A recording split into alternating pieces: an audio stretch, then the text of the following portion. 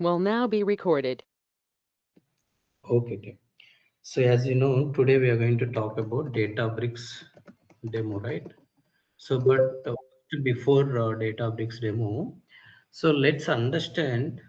Anybody aware what is Databricks, team? Anybody aware what is Databricks? Anybody Googled it or have you heard something about it? Whatever you know, can you just tell me, Tim, one by one?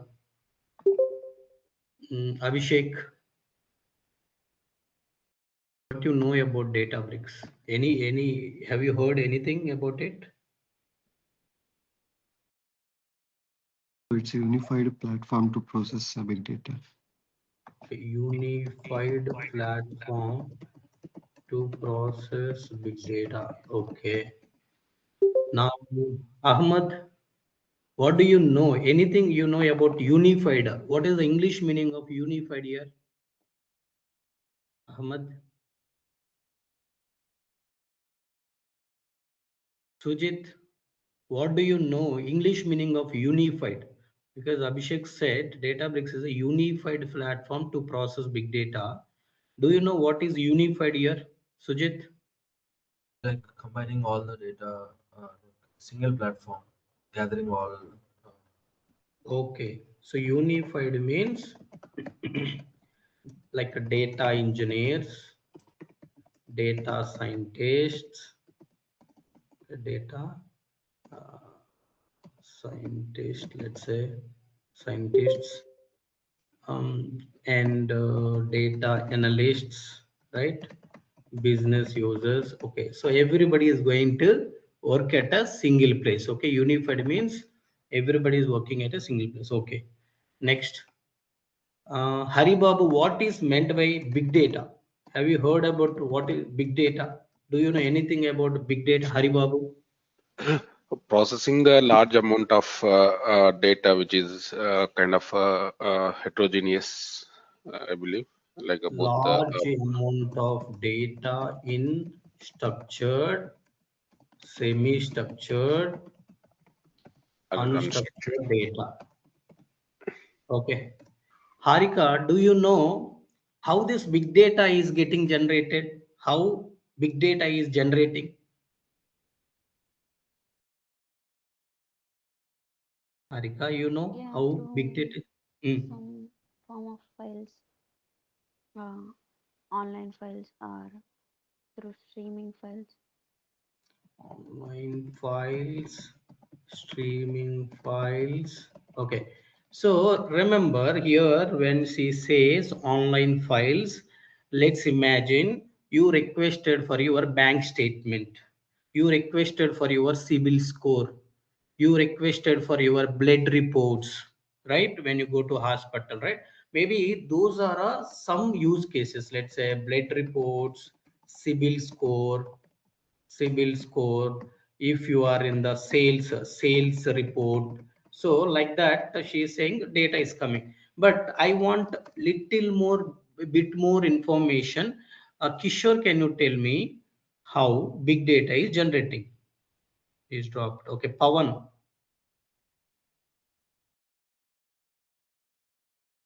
Okay, by people, mission, very good. By mission, by people, mission, organization, by people, mission, organization. Whoever answered this very nicely, he categorized.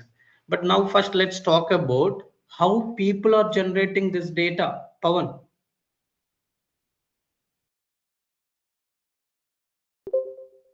how In people are CSV generating. files, Hmm? CSV Excel files. CSV, Excel files. But how that CSV, Excel files are coming? Code ready. You have any idea? Due How? to day-to-day transactions. Very good. Day-to-day transactions.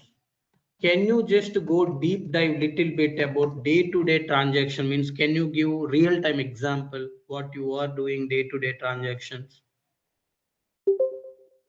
Code ready.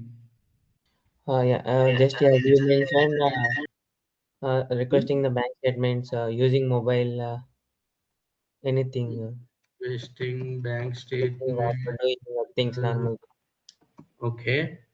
Neeraja, can you just deep dive into this point? Day-to-day transactions he mentioned. What can be the day-to-day transactions? Neeraja, Yes, sir. what can be day-to-day transaction? Can you able to answer it? No, sir. Think of, see, simple.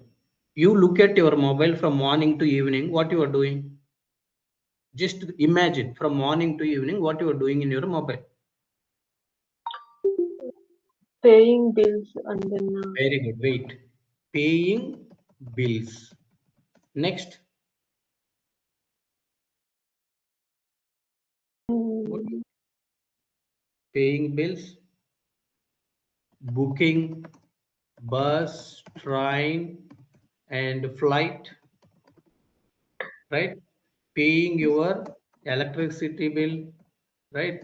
So maybe ECT, let's say electricity bill, LIC bills, right? So anything you have, water bill, right? Everything you are paying, utilities, let's say bill, you are booking bus, train, flight, you are placing, right? Some order in Flipkart, Amazon, right?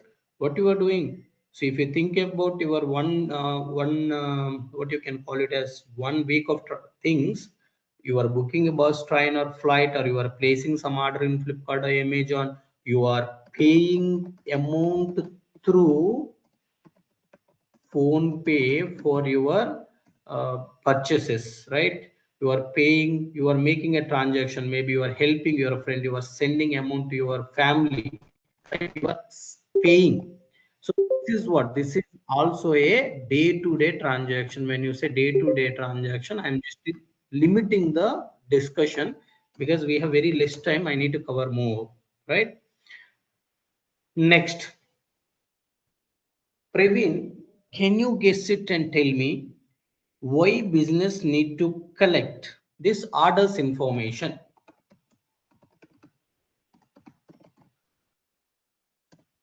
Praveen, can you tell me? See, these are a day-to-day transaction. All this data, we know that it will be stored by business. For example, if you are making some transactions through phone pay, all this data will be stored by phone pay database. They will maintain some database there, they will maintain. Now, Praveen, my question to you is why they are storing this information?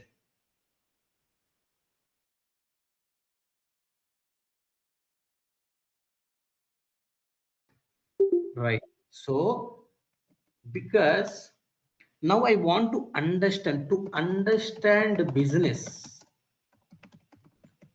Okay. To understand about business, we are basically collecting the information. But to understand the business and take a decisions, right? So take a decisions. Now my question, Pooja, can you tell me what kind of decisions business can take based on the data? Do you have any idea what kind of decisions that they can able to take based on data? Pooja,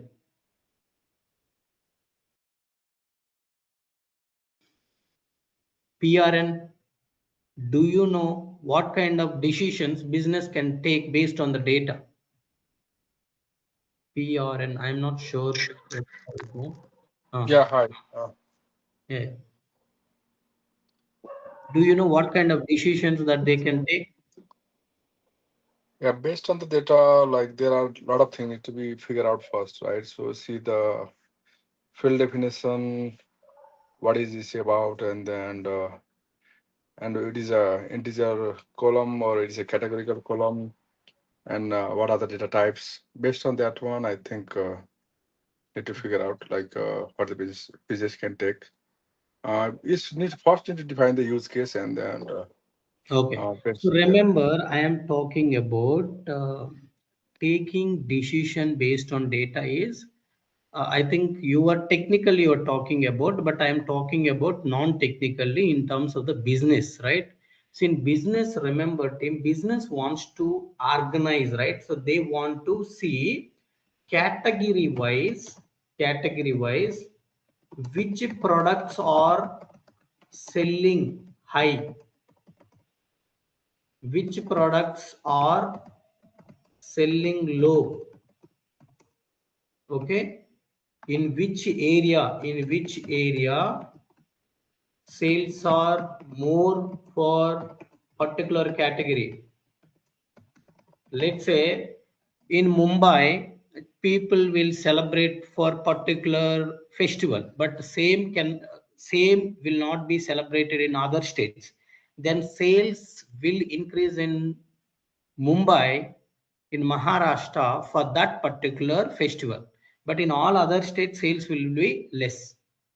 Similarly, if you look at the summer, if you look at the winter, if you look at weekday versus weekend, all software engineers will be available. So if they want to get some items to home, they will go and purchase. So the weekend sales will be high, weekday sales will be low. So that's why, KFC will give some discount on particular day. When KFC will give the discount on their products? Who knows? KFC will give 1 day Wednesday. discount. Wednesday. Huh? Wednesday. Very good. Why they are doing Wednesday? Okay, Wednesday, why they are giving discount? Generally, the reason is, if you think about KFC, weekend sales will be high. Monday, Tuesday, Wednesday, Thursday, Friday, middle of the week is Wednesday. If they can put some discount on the middle of the week, the sales will be harmonized, the sales will be almost unified. People will come and purchase on middle of the week so that they can balance it, what is the sales of that particular weekday as well. So that's why they are taking a decisions to put some discount on the middle of the week, that is Wednesday. That is the business decision.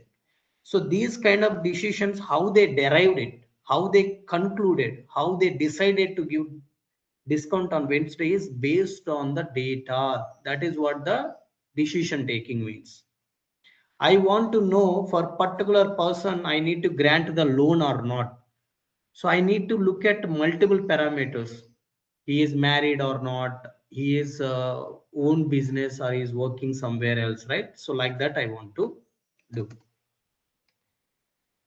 Now my question to all of you is, we have seen now Databricks is basically unified platform to process big data. You said unified means all data engineers are working.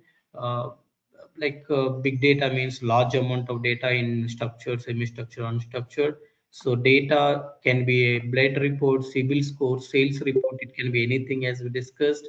This data will be generated by people, mission, organization. Now we talked about the people. You know how missions can generate this data? How missions can generate data? Now we have a generative AI, right? Gen AI you are talking about, right? What Gen AI? It is not only going to give you what is already know, it can generate a Gen AI means it can generate a new content from its learning. Not only whatever it knows, it can generate a new data from the existing learning. That is what mission can generate the data. Organization. So all companies will maintain their employees data, right? Their projects information, their employees salaries, clients information, all that enterprise information is also a data. So that's why I think some person said people, mission, organization. Okay, excellently categorized.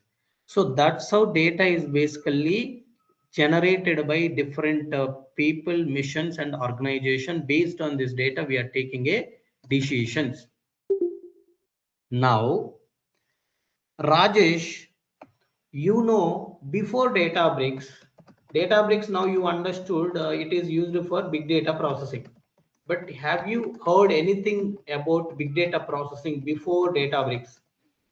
There was a very important topic, right? So many people were talking about that word before. Nowadays everything is cloud, but before cloud, big data was processing using something. Do you have any idea what is that, Rajesh? Rakesh, Not sure. you have any idea? No, I'm not sure. Anybody aware, team? Spark, right?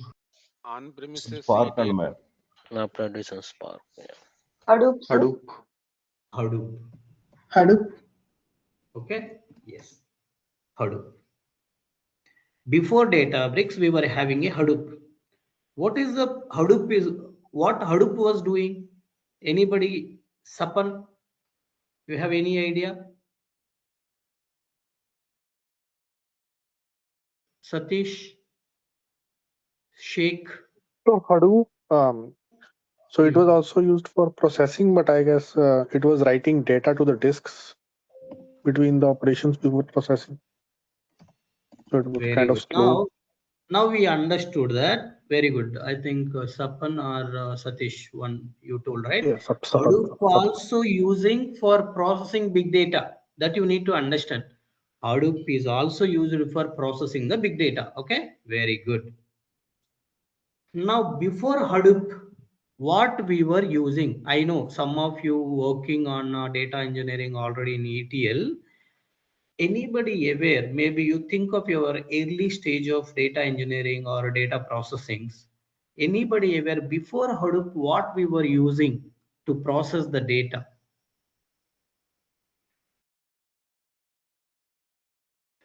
We will Read. process the data with the different ETL tools and Oracle PL/SQL. Like Very good, very good. PL/SQL. Somebody said PL/SQL.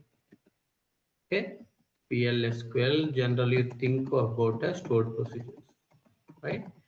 Remember, team, earlier, okay, we have a like some people maybe if you heard about it, people are working in Oracle, some people are working in SQL databases, SQL warehouses, right?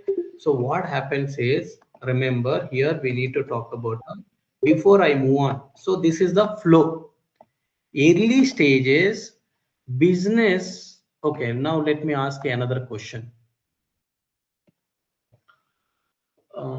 I think let me talk about, I think Satish, do you think data is growing year on year or not?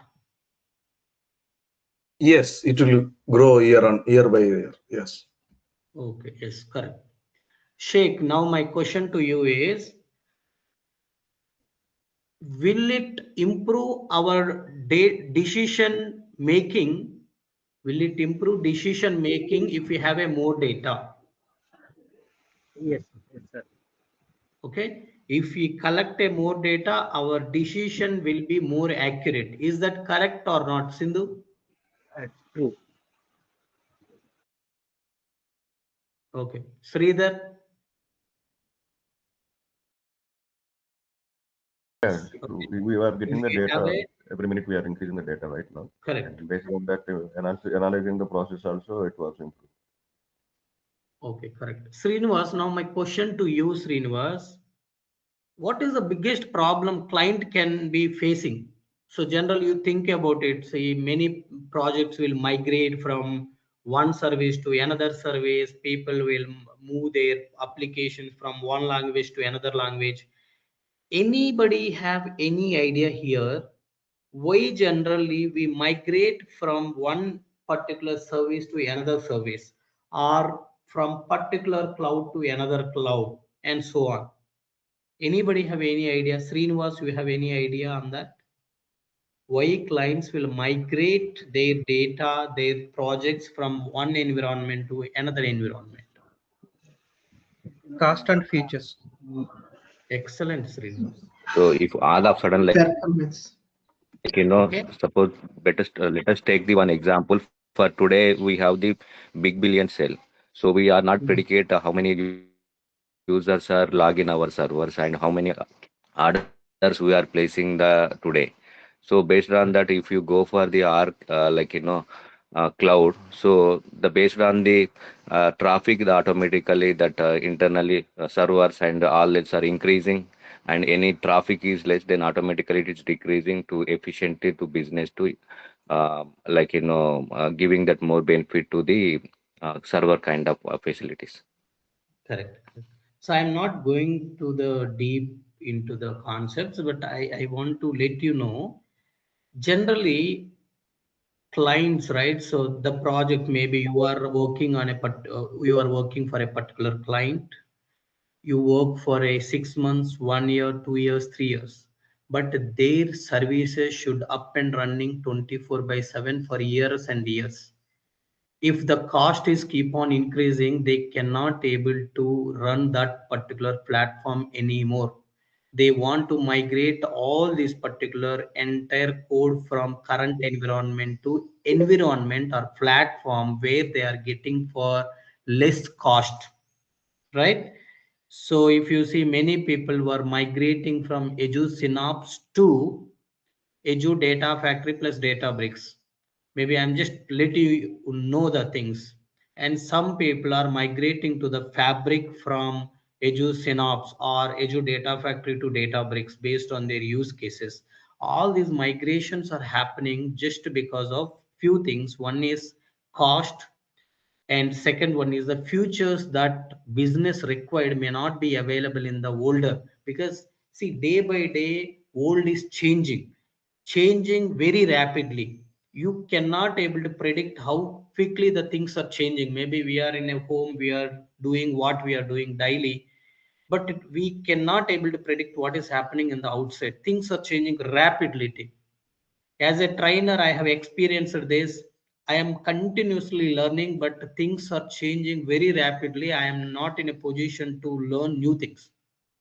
Just to think about it, how fast things are changing, very quickly things are changing. So that's what, if you are not picking the latest things, you will be outdated. Nobody cares about your business, nobody will cares about your training. Correct? For example, as a trainer, I have to be up to date, I have to cover all latest concepts, otherwise nobody will refer me. Similarly, business also, they have to use the latest techniques. Customers are facing a problem, so how quickly we can able to solve? Now we have AI which can able to give the common problems that every customer can able to face. But business customers, they don't know, simply they have to re-log in, log out and log in can solve the problem, but customers don't know. Now AI going to help. Can you just debug this? Can you log out and log in and check this? Yes, it will work. These kind of small things will help in a, like, see, remember, a little progress each day add up to a big result. What is meant by that? Every small change that you do in your business will impact on high level very largely on your business, right? So that's why business want always the all latest features. They always migrate their platform from older platform to new platform for latest features. One more is cost. It is very important you to understand that. Okay, now I think you got some clarity. What is this big data means? How this big data, like what is the examples, the real-time examples of the big data, right? How this big data is generated? Three categories we just discussed.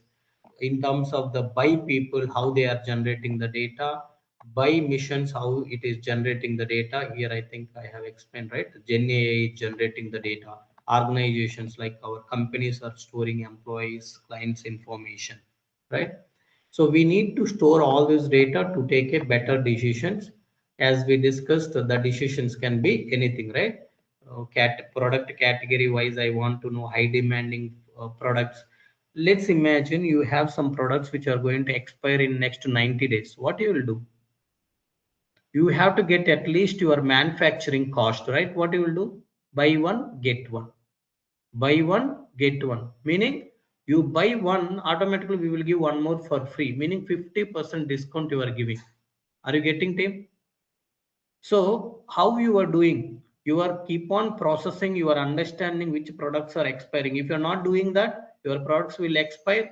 Not only manufacturing cost, again you have to dispose these products, right? Again you need to spend extra amount for chemicals and all.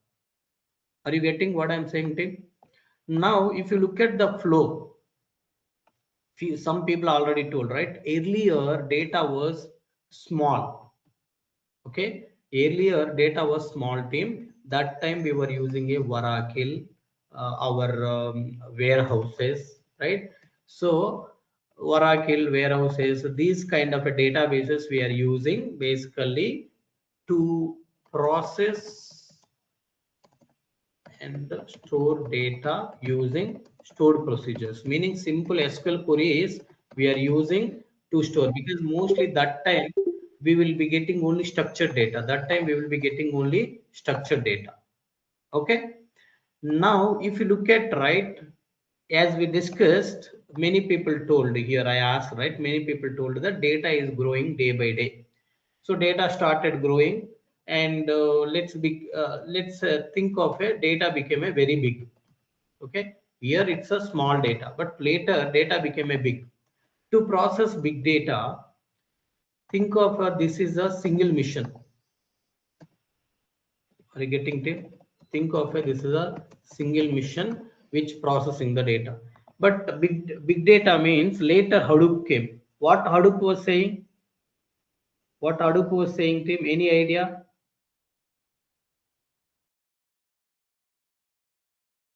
Anybody have any idea, team? What Hadoop was doing that time? Here, It process remember. data in local. Yes. So here we are using stored procedures, functions, process and store data using stored procedures and the functions, team.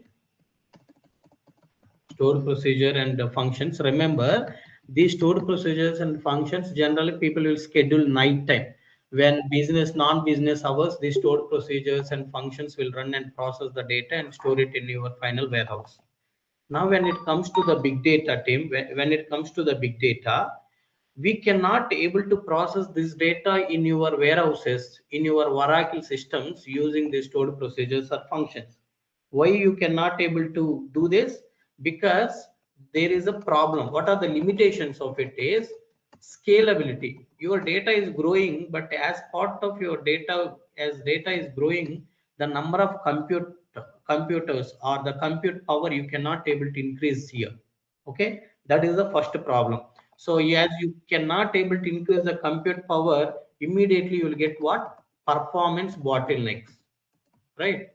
People generally, what happens then? Are you getting what I'm saying? You cannot able to increase compute from one computer to multiple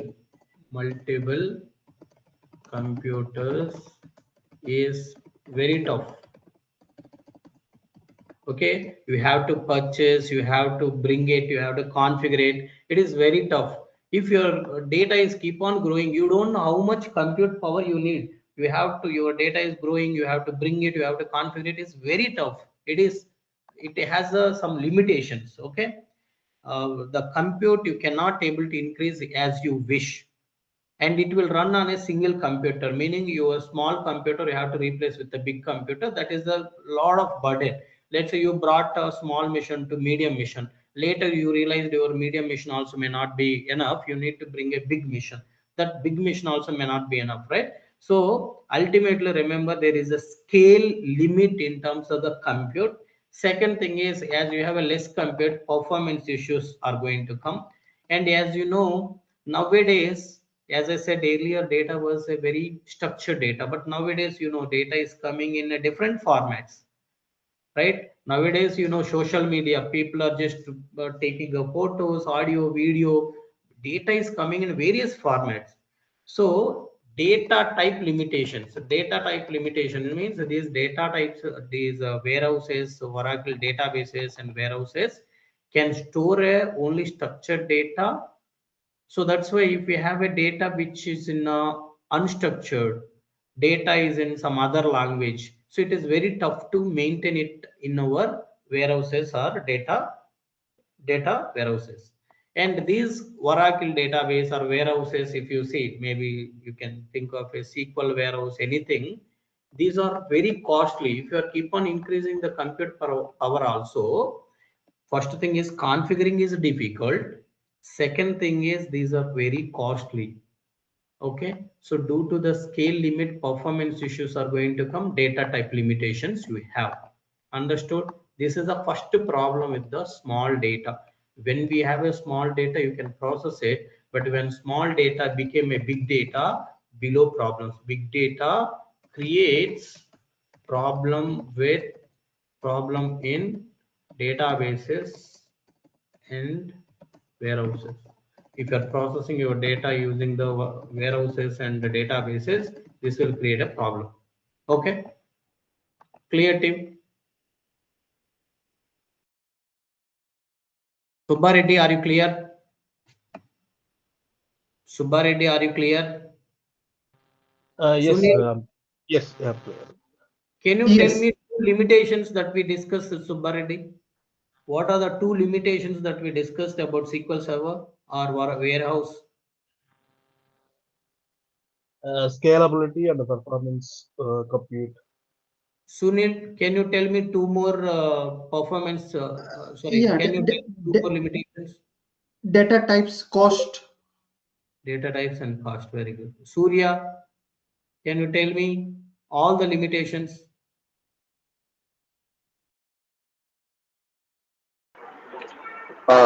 Performance issue and compute, and also storage and non-structured data, handling the non-structured data. Very difficult in on-premises. Okay. Venkat, what we were using at the very beginning of our IT to process the data, what we were using, Venkat? Earlier we used to started with the storing in Excel and processing with any SQLs we are using to store any database as well, Oracle or SQL Server. Okay. Venkatesh, what we were using at very beginning of our data engineering, what tools were using to process the data, Venkatesh?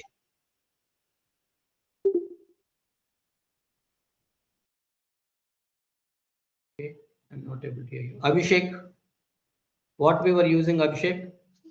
Yeah, previously we stored data in our in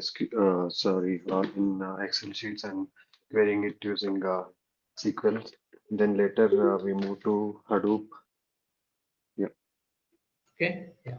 So I hope everybody understood. Earlier we were using the databases or warehouses to, like, databases generally will collect all the information. Then we generally do some ETL process to load the data into warehouses. Okay, but that we will talk about it. What is this ETL, right? Let me, before move on to the big data using Hadoop, let me talk about what is ETL, right? Let's say there are two terms you need to understand.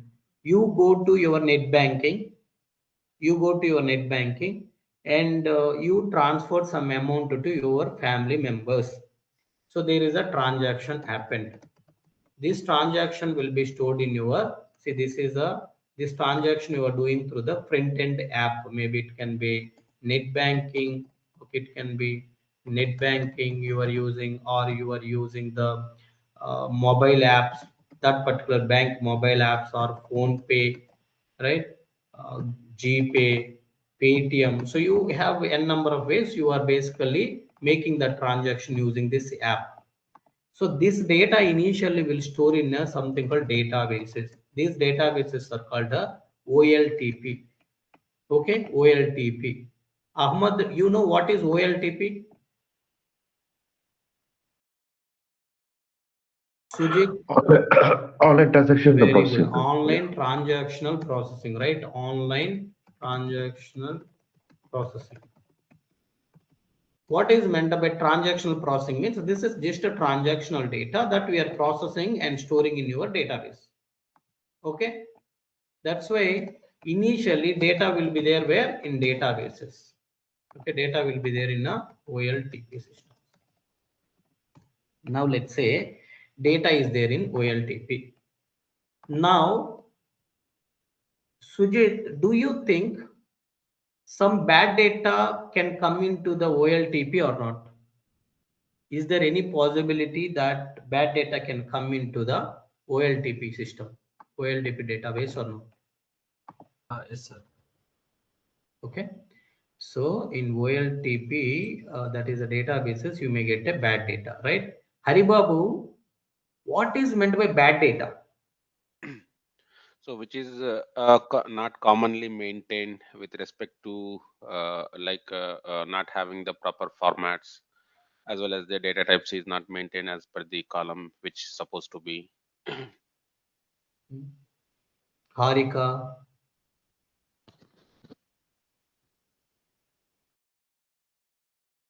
Can you guess it and tell me what is meant by bad data?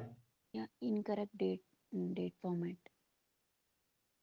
Okay, incorrect date format. Okay, very good. Next, Pawan, what is meant by bad data?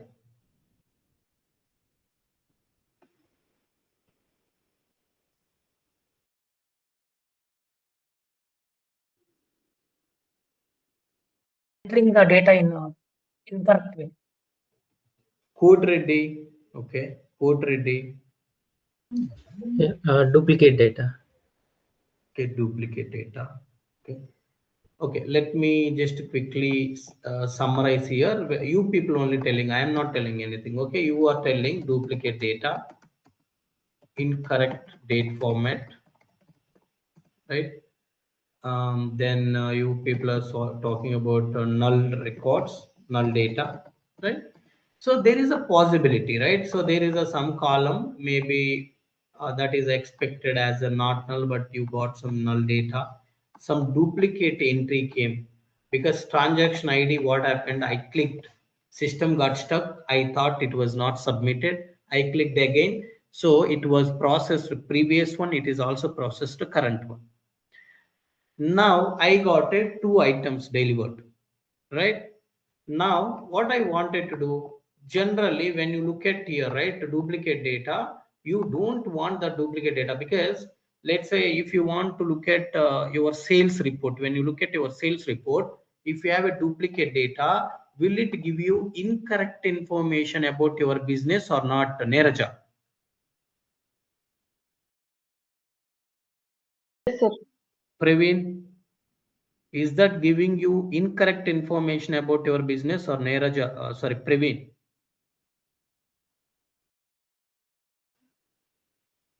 Praveen. Okay, Pooja. Yes, it That will giving give the incorrect. Yeah. Yes. Now PRN, incorrect information will leads to what? What will be the problem if you have a incorrect information? Yeah, if you have incorrect information, then there is a high chance of duplicate data, right? So, and there is could be the space or null values. Then we don't get the whatever the information we are looking for. So that need to be fixed to process in the downstream. So that need to be fixed. That is the major problem we'll face. Yes, Rajesh. Tell me, Rajesh. You raised your hand. Can you tell me what you have any question, Rajesh? Tell me, Rajesh. I didn't raise. It's okay. So tell me, Rajesh, what will be the problem if you have a bad data? We cannot analyze proper information. So Incorrect information leads to incorrect data decision, incorrect decision, correct? Incorrect information leads to incorrect decision. Similarly, remember nowadays we have chat GPT and all. There is a one statement we generally give. You give garbage input, you will get a garbage output. Understood the statement? You give garbage input, you will get a garbage output. Meaning, if you are not talking to the chat GPT in a prompt properly, it will give you the wrong result. But when you talk to chat GPT properly, for example, I am a trainer, I am just explaining, but you have we have almost 26 people here currently in demo. all these people will understand whatever I am saying? No. They may understand, maybe if I say 10 words, like a 10 statement, some people will understand 8, some people will understand 7, some people will understand 6, some people may understand only 2, right? How it is possible? The reason is mission also like a one, like chat GPT is also like a one human. You need to convey proper message. If you give proper input, then it will understand, give you proper output. Similarly, if business wants to take some decision, you should have a correct data. If you have a bad data, it leads to bad decision. So that's the reason why the first thing that we do is we do a extract. Extract means we read data from the database. After that, we do the transformation. Okay, we extracted, we are reading data, then transform. Transform means not only cleaning data. Cleaning data is one thing that we do. After that, I want to know sales by product category. Let's say I want to know hair care products, how it is, skin care products, how it is, beauty care, right? So there are different care products I have: beauty care, hair care, skin care, like this. So you have a different products. Now I want to analyze each product by category and understand which product sales are high, which product sales are low. For that, I need to do the further aggregations. Let's say in our, let's say I will tell you, um, I have two people. There are 10 girls are there, 10 boys are there. Now I said group by gender. How many groups generally we will get in? If I say group by gender, how many groups people can able to form? 2 groups. 3. Let's imagine I have a 3 country people: India people, US people, Russia people. I said group by country. How many groups they will form? 3 groups. Now I said people from 2 different organizations came for cricket match. Now I said group by company people, group by company. How many groups they will form? 2. I have a red, blue, white products. I have a red, blue, white products. I said group by color. How many groups we will get? 3. So after I am grouping, I want to know count. How many are there in the red group? How many people are there in the blue group? How many people are there in the white group? Similarly, earlier I was doing group by country. I can just get a count. How many people from Russia came? How many people from India came? How many people from US came? Now I can do many things, right? Like that, here we are doing a further transformation, meaning you can join multiple tables, you can apply group by transformation, you can do the aggregations, further aggregation, you can know maximum sales, minimum sales, and so on, right? All these are going to come under a transformations. Once you transform the data, you know which products are having high demand, which products are not having high demand. Now that final data, you load it into the warehouse. Now warehouse is having a transactional data or final calculated, cleaned, calculated data that can be used for data decisions, right? Business decisions that they wanted to take, right? So this is called what? OLAP. Anybody aware what is OLAP? Let me just ask someone randomly. Subba Reddy, you know what is OLAP? Online transaction errors. Online analytical processing. Analytics Yes. means I want to do some analysis. what is happening in my business, right? So those analytics is nothing but your final calculated analyzed data will be there here. That's why it will be stored in a warehouse. Whatever data is stored in warehouse, it is called a OLAP. This is how the earlier at very beginning of a data processing databases were there. We generally collect the data into databases from the applications. In using this app, you do the transaction, that data will come to databases. From databases, our IT people, software engineers, it can be earlier maybe you have a different roles, now we are calling it as a data engineering team, data science team, and so on, right? So we do a ETL, we finally store data in a OLAP. So once the data is in OLAP, it is similar to like this.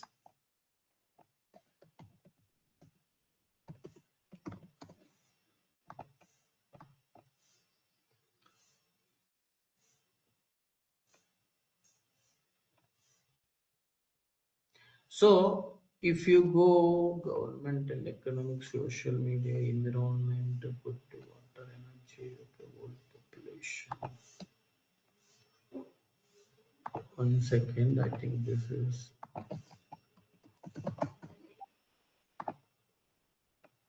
Now, see, I will give you the data like this thing. I will give you the data like this. Do you think, is it easy for you to analyze? Now I'm going to show you other way, right? What I'm going to show you, just a minute. I want to tell you something. Let's go for this way. Click on USA.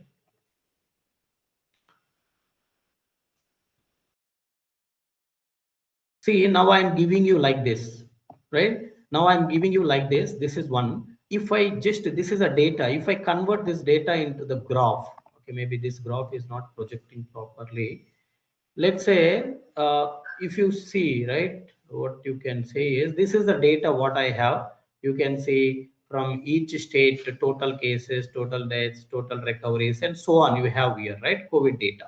But if you see, the graph will give you much more information. Here it will tell you just information, and it can also tell you every day how many people are new cases, how many new cases are coming every day. You will get it.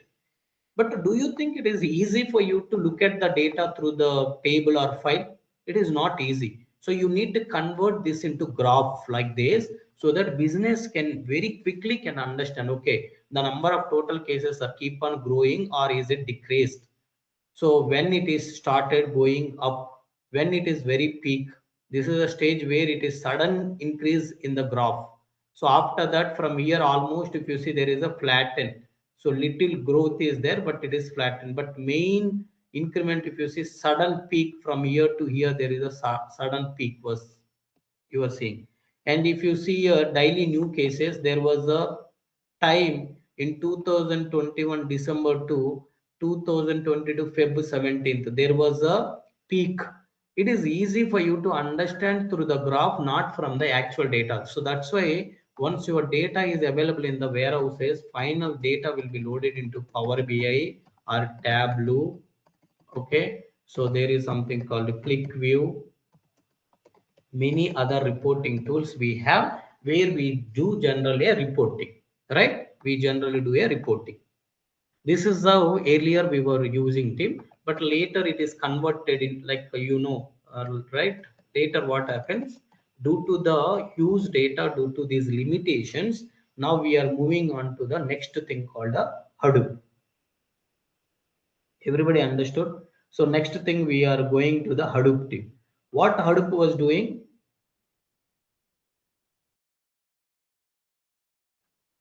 Any idea what Hadoop was doing, Tim?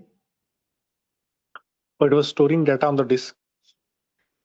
Yes, remember Hadoop introduced something called HDFS for storage, for storing the data. Then there was something called MapReduce. Remember, it is a processing engine. Okay, it is a processing engine, but it is very slow because it uses a hard disk to save it intermediate data and read the data again. Then it has something called Hive for SQL on Hadoop. So if you want to query some data, we were using Hive. Then there is something called pig for scripting your data, right? Then you have something called scoop or flu for ingestion data if you want to copy from various sources, because Hadoop has a biggest limitation is it cannot directly connect to all the sources. It can only process data which is there in HDFS, Hadoop distributed file system. If you have data in this HDFS storage, then only MapReduce can read and process it. So that's why Scoop and Flume, what it does, it brings data from various other sources, wherever data is there in SQL Server, Oracle, through REST API. So whatever data is there, we first collect this data into some databases. From the databases, data will be going into the Hadoop. Hadoop means HDFS storage. Once the data is there in HDFS storage, we are processing that using the MapReduce. But what is the problem with this? Remember, the problem with this Hadoop is the first advantage of the Hadoop compared to the traditional one is, remember, it is Hadoop has a multiple computers. Okay, remember Tim, Hadoop has a multiple computers can work at same time and these computers are very cheap, not costly, very cheap. Multiple computers we can able to use, those are very cheap. As multiple computers are there, let's say I have 10 chocolates. If I have one computer, one person, he will take a 10 minutes to eat. Remember the analogy. I have a 10 chocolates, I have one person. How much time it will take to eat the chocolate? 10 chocolates I have, one person has to eat. Each chocolate, let's imagine 1 minute he will take to eat. How much time it will take? 10 minutes. 10 minutes. That is the problem with this one. Now in Hadoop, now I am adding 2 computers. How much time it will take? If I added 2 computers, So two, right? So it would be half, right? Yeah, it should be five minutes. 5 minutes. 5 minutes. Let's say if I add a 5 computers. 1 minute. No, 2 Sorry, minutes. 2 minutes. 2 minutes. Right? Meaning you keep on adding a more computers, the time is decreasing. That is the advantage of the Hadoop. But still the problem with Hadoop is you have a multiple tools. If you see for data ingestion different, Pig is different, Hive is different, MapReduce is different, HDFS is different. So you have a different tools you need to manage. That is the biggest problem. Second problem is HDFS. Hadoop can only process data which is there in a HDFS. What is the first problem? Multiple tools. Second problem is can process data in disk only. Can process data which is in HDFS storage only. Hadoop, if you want to work with Hadoop, you must know the Java. You must know the Java. How many people know the Java? Maybe many people know the Java, but they may not be interested to come and work here. They don't know the growth of this Hadoop, right? And if you want to bring them and work on the Hadoop, it's a new tool. Maybe they were working on some web application development. Now they have to come here and work, means they have to learn, but they don't know.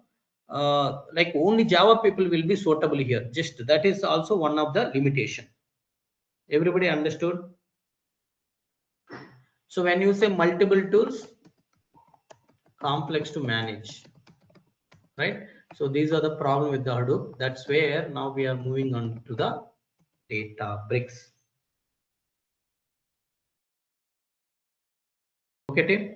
We are moving on to the Databricks team. What is this Databricks? Databricks is a cloud native. Cloud native means you don't have to worry about computers. All computers can come automatically. You just tell how many computers you need. Cloud providers are going to provide. Okay, easy to use, because I'm going to show you in 2 minutes. In the next 2 minutes, I'm going to launch one Databricks workspace and I'm going to show you how you'll read the data, how you can do all these things using a single tool called Hadoop, sorry, Databricks, right? And as you know, Databricks is faster because it uses a Spark processing engine. It processes the data using a in-memory. And as the computers are coming from a cloud, you can have a scalability. You can just take as many computers as you want, and you can manage it very easily. The reason is you don't require to use these many things. You have a single platform called a Databricks. Next, as I said, Databricks uses a Spark. Spark supports Python, which is popular language. You can work with SQL. If you know Scala, you can work with Scala. If you know R, you can work with R. If you know Java, you can also work with Java. Nowadays, Microsoft also developing a .NET C# for Spark. Okay, if you know Python, you can come and work. If you know SQL, you can come and work. If you know Scala, you can come and work with the Spark. Okay, let's say some people here, they know Telugu, they know English, they know Kannada, they know Hindi. There are some people they know only Telugu. There are some people they know only English and Hindi, right? So that's how. But Spark is not like that. Hadoop is like a only person who knows English. He does not know anything. Very similar to that. Hadoop is very similar to the person who knows only one language. But Spark is like a person who knows multiple languages. Anybody can come and talk to the Spark. It understands multiple languages. Next, Spark means, remember, everything we are doing from a Databricks. Okay, let me tell you, Databricks can read data from any storage database directly. You don't have to move data unnecessarily anywhere. Understood? Everybody understood him? And remember, in Hadoop, we need to submit the code as an application. Application means you write an entire code and you have to run it. But in Databricks, it is not like that. Interactive notebooks called cells means you are writing a bit and piece of the code and you are executing them directly. Clear, team? Now the time is exactly 7:33. Now I am going to explain to you 4 minutes about our Databricks. Exactly at 7:40 we will do some hands-on to give you some clarity. Okay, now when to go for a Databricks, when we should not use the Databricks, let's understand. Very important, right? Let's imagine your company has tons of raw data. It can be a logs data, it can be a files, database records, right? So when you have your company tons of raw data, here Databricks, what it does is Databricks will help you to clean it, okay, or transform it,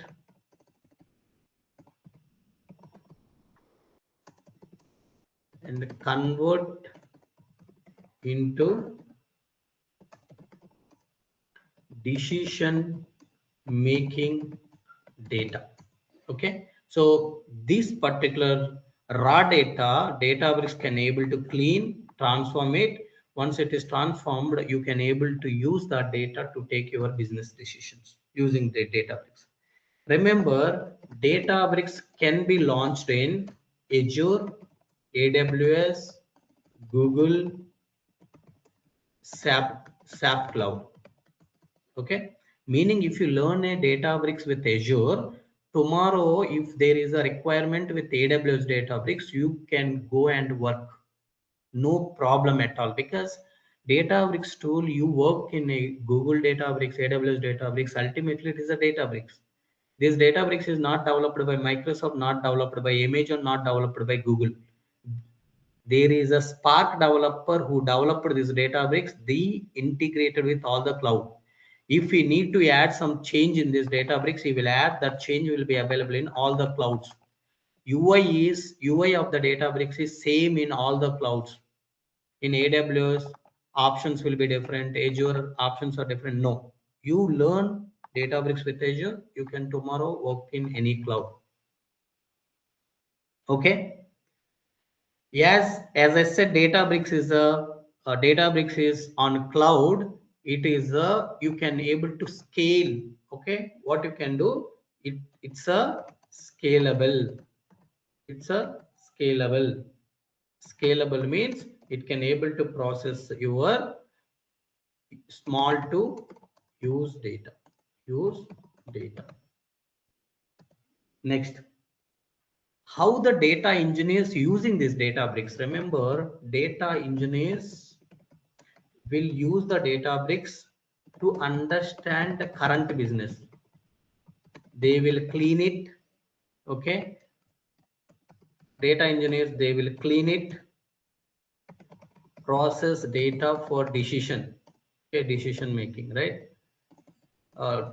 Processing data for current business. They want to understand current business. Generally, data engineers will clean it and process it. What AI, ML developers does here in Databricks is, what they will do is they will develop a predictive models. What is meant by that is, you want to know how your sales are going to be next 3 years. How, where you want to start a new branch for your business. You want some guidance. Some person has to give, let's say now, right, if you have a PM, CM, they have some people who are the advisors, right? They will tell, sir, we can do this, that, and so on, because CMs, they will get the power, but they don't know. They are not the much educated people, now politicians, how they are. Now, similarly, remember this AI, ML are basically the data scientists, right? AI engineers, ML engineers, they will develop a predictive models to support the business CEO to tell him, hey, you take this decision. These are the supporting point. If you take this decision, this is going to be your future. If you take this decision, this is going to be your business. This is how your business is going to be. So there will be a predictive model will be there, TBR.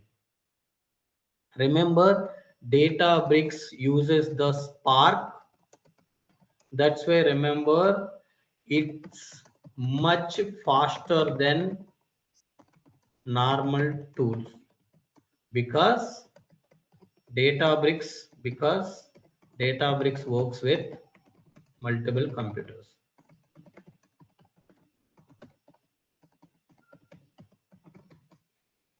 Okay, team.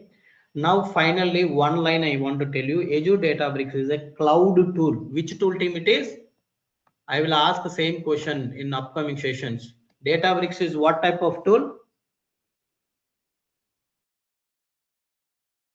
Everybody tell me. Yeah, it's Databricks is a cloud tool. What tool, team? Cloud. Cloud tool. Cloud. What it does, it helps companies quickly process, analyze very large amount of data. What Databricks help? How Databricks will help business team? To quickly process and analyze very large amount of data. See, tomorrow, if interviewer asked you, what is Databricks? Or your friends will ask after this demo, hey, you attended a demo, but I want to know what is Databricks, what you understood. You have to say immediately, Databricks is a cloud tool. First point you have to say, Databricks is a cloud tool. That is, okay, that you have to say first. Second, you have to say, Databricks helps companies quickly process and analyze very large amount of data. You have to say this. Immediately they will say, why Databricks? Okay, remember, Databricks is suitable for big data. Okay, all data at one place, right? You are processing everything at one place very fast, right? And easy for teams, because your data engineering team, data scientist team, everybody can able to work here. Cost plus scalability. It is little costly, but still you can able to scale it unlimitedly. You have a flexibility to scale your compute and process your data. Okay, it is perfect fit with all cloud providers, okay. Now I am just again I am telling you, if second point, first point, if anybody tell you what is Databricks, you have to tell Databricks is a cloud tool. Databricks helps companies quickly process and analyze very large amount of data. Next you have to say why we have to go for Databricks. Your friends may ask after this demo, why Databricks?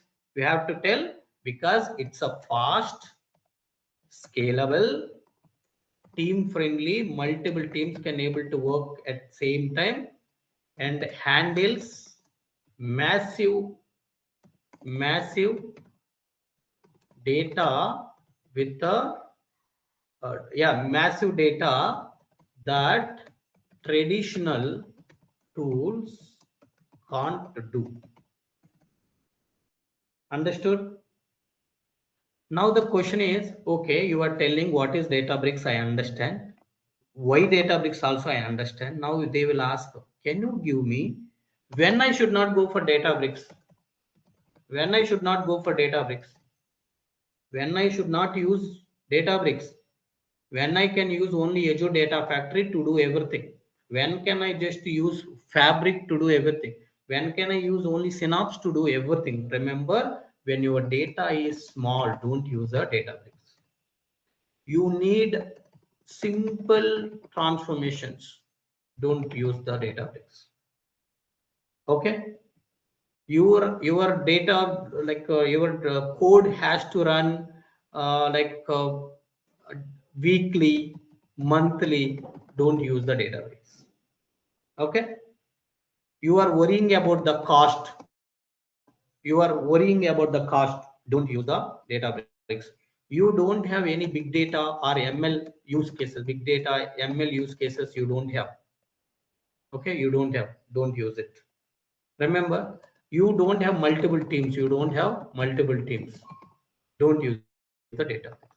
So if your data is small, you need a simple transformation.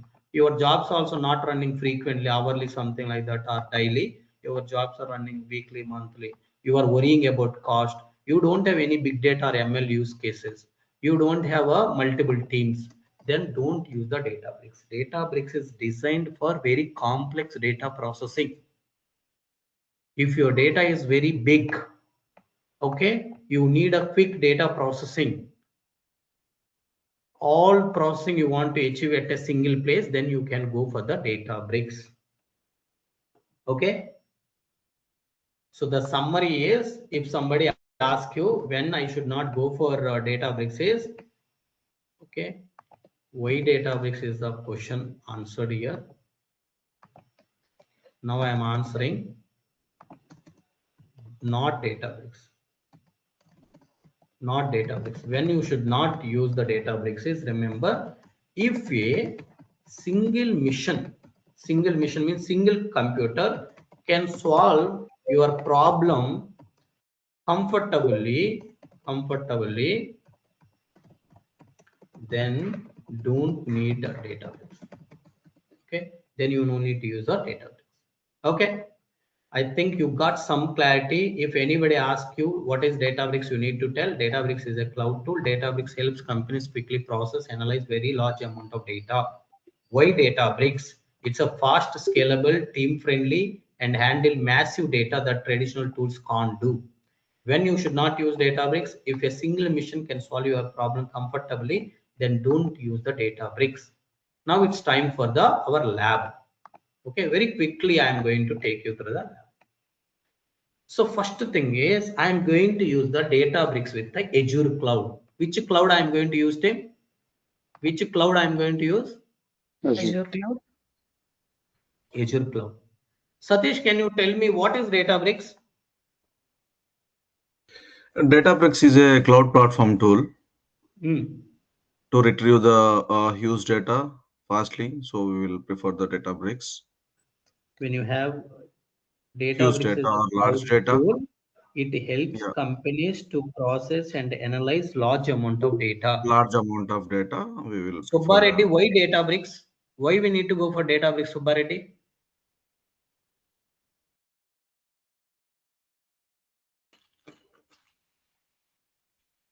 Why Databricks?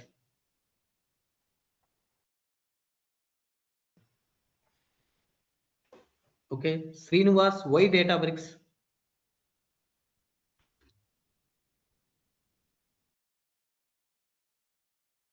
Venkat, why Databricks?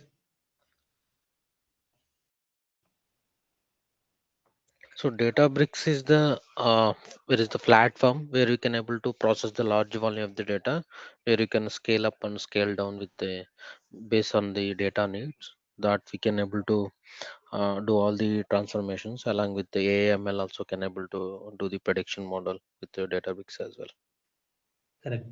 Databricks is you need to go because it is a faster. It uses Spark in memory. It is faster, scalable as it is using cloud. It can automatically take as many computers as it need. When it don't require computers, it will cut down.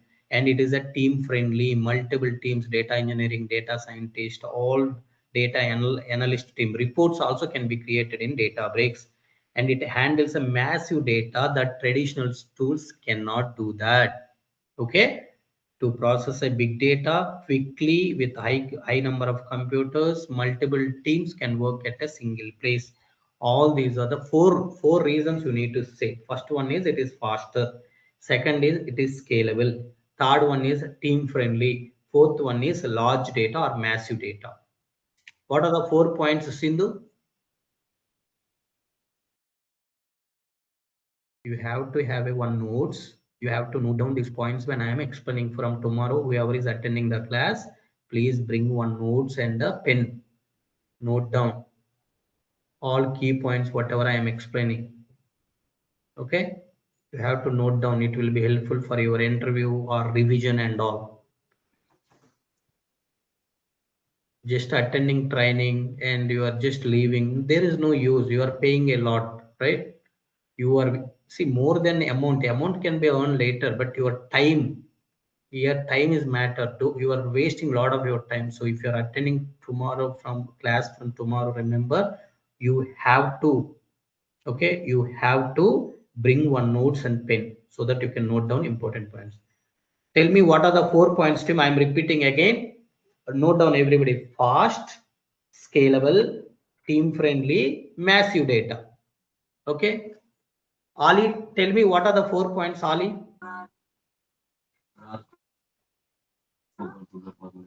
Massive data, team friendly,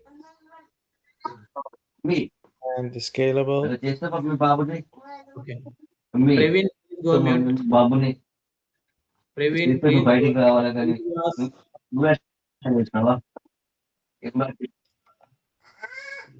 Venkatesh.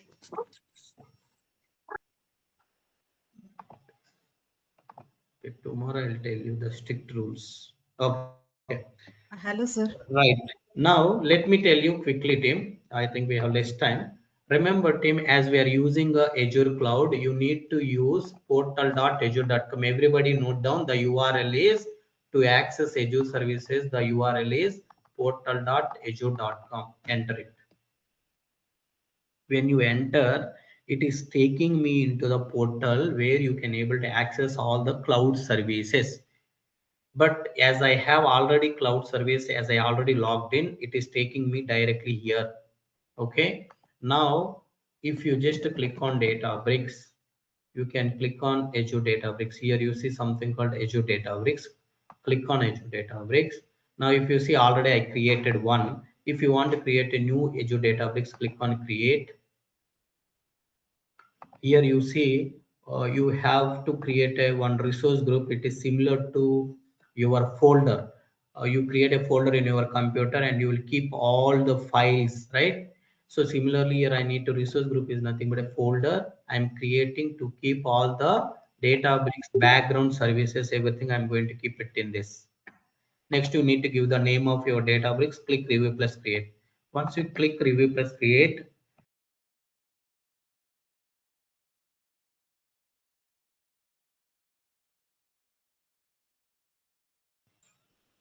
Once you click create Databricks team, your Databricks will appear like this. Click on that. Then click launch workspace.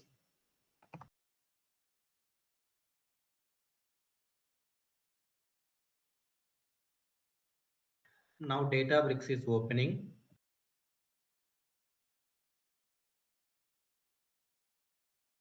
Now if you see here,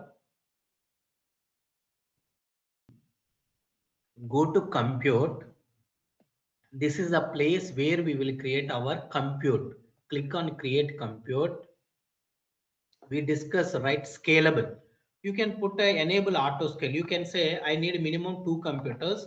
Maximum I need a, let's say I'm giving 100 computers.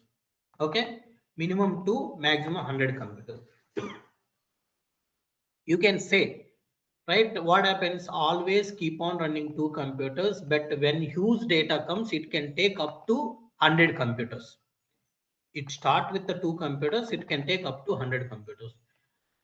But due to our subscription limitations, it may not start these many. So I'll say 1 computer is enough for me. Click. You have to choose which version of Spark you want, which version of computer, what type of computer, 16 GB memory, 4 cores computer I want. So I'm giving the first name of the cluster, MS cluster. Policy unrestricted. This is the latest version I'm taking. This is the type of computer I'm using, only single computer. When this computer should be turned off is if nobody is using for 2 hours, you shut down. But I don't want to keep that much time. Generally in real time, we put 30 minutes. If nobody is using this computer for 30 minutes, this computer will be shut down to save the cost. Click on create. Automatically, computer will be created. You don't need to worry about it. Now let's say you want to process the data. Now click on this new, click on notebook. Okay, today I'm showing you some sample data. If you go to here, this is called a catalog. In catalog, you have some sample data which is given by our Databricks team. If you go here, you have customer data. I want to read this. Click on this. So this is a catalog schema table name. You can directly read it in Spark. How to read it? Let's say, I'm sorry. If you are good with the Python, currently if you see this notebook is using a Python. In Python, how to read is spark.sql or let's say spark.table. Directly, you can read it this way. Let's say within the same Python, I want to run my SQL code. So currently this cell is a Python, right? That I can able to change it into SQL using percentile SQL. Now this cell became SQL. Now I can write a SQL code here.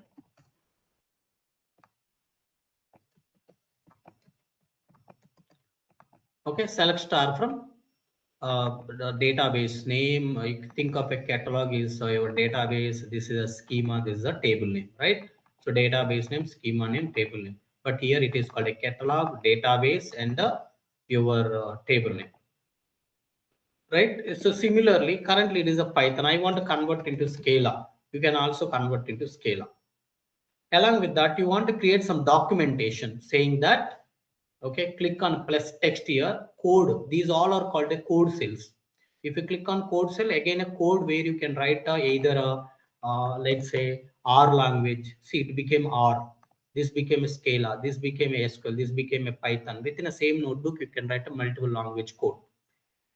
That is only code cells. Let's say now you want to do it text. Text basically used for documentation. Some okay. Let's say I want to say this is for demo notebook. This is for demo. This is for demo. This is a demo notebook. This is demo notebook I want to say. Now I also wanted to say what all I'm teaching. Let's say what is Databricks, why Databricks, when we should not use Databricks. New batch is starting from tomorrow. So like this I have added. Now you can put the lines, now enter. So it will show nice documentation here. So here, if you see, there are two types of computers will be there. So these all are recent development in serverless. See, generally, if you see here, if you click on more, you can see here the computer that we created is MS cluster. It is coming up, meaning it has to go to the back end of the cloud provider. It has to request for a computer. Once computers comes, it has to start those computers. It takes 3 to 4 minutes. To avoid that time, there is a something called serverless is introduced. Serverless means already computer will be available. It will immediately execute your queries within a less than 20 seconds. Directly it is reading. Serverless is the ready. For example, it is think of this way. uh, if you go to what you can normal outside, right, fast food and all, you ask I want fried rice, I need noodles. What happens? They will make it in front of you, right? But if you go to normally hotels, right, normal hotels and all, readily it will be available. You can take and eat it. Similarly, here serverless is a readily available thing. You can directly start using it. But now this is the compute that we requested. It takes some time to come. Now you see, I'm able to read the data. Okay, now I want to display. So I just read the data. This is a table. I'm saying using Spark. Can you read a table? Yes, this is a table name I have given. It read and written the result into DF. Now I want to display the DF. You can display the DF. Here, ML users can work. Data engineers can work. Like other people, like the data analyst team can work. Now my question is, how data analyst team can able to work? Let me show you how they can able to create a nice reports. Now let's say I want to create some report here, right? So this is my data. Click on plus here. There is a visualization. Click on visualization, right? Now I want to say my data is basically by market segment. Okay, by market segment, I want to know the total. There is a something called, okay, I think it is account balance. Okay, group by 1 second. I think here I need to say, yeah, so market segment, group by market segment. Here Y column should be what? Account balance, right? So you can see for automobile, what is the account balance? For building, what is the account balance? For furniture, what is the account balance? You are seeing this particular chat, right? But if you want to change your chat from a bar graph to pie, you can convert into pie. You want to convert into, I think the values that we selected is not properly, we have not selected. Let's say group by market segment, X value should be group by market segment. Just a minute. Here let's say, yeah, account balance is also fine. Now for let's customer key. It is getting stuck. Just a minute.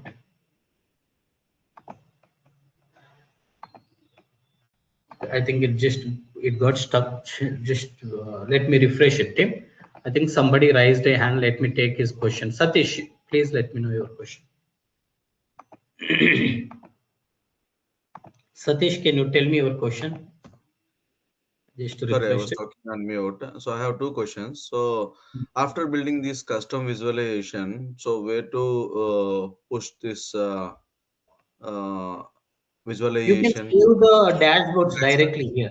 See here, you have a something called a new notebook for dashboards, right? Here you can maintain all your dashboards. Okay. After saving the visualization based on the need, like it will auto saved, or like we need to place it or push it in the publish it in the any workspace. Like usually, like in the reporting side, there will be some places, right? Workspaces, or That's what something I'm folders. saying. There is a something called new notebook dashboard. It will open a one UI here itself for your reporting. How you have like reporting view in your Power BI, right? So how you have the reporting dashboard view. Similarly, your notebook dashboard will be there where you can able to show. Let's say I have some result here. So with that result, you can import all the graphs from the notebook. Let's say this is the data. From this data, you imported the data, right? Now from this particular data, you can convert this particular data into the reports. Okay. So what you can do is you have to say, let's say this is just a minute. Click on this. So click on new notebook for dashboard. Import. You can import all graphs from notebooks, right? So if you remember, I just created a graph, right? Once you have created those graphs can be created here, and you can just save this as a dashboard. Got it? Understood? Okay. Yeah. Okay. So that's how you can able to do that. Now, so you are reading this table and getting the data in your Python, right? Same can be read it directly in SQL.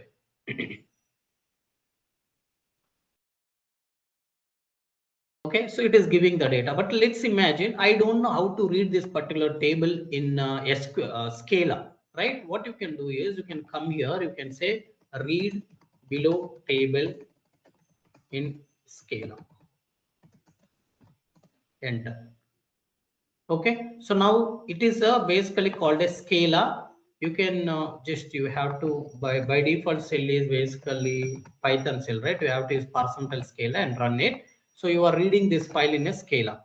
Scala is not supported by serverless computer currently. You can just go and use our own compute that we created. MS cluster I created, right? I can use that to run this.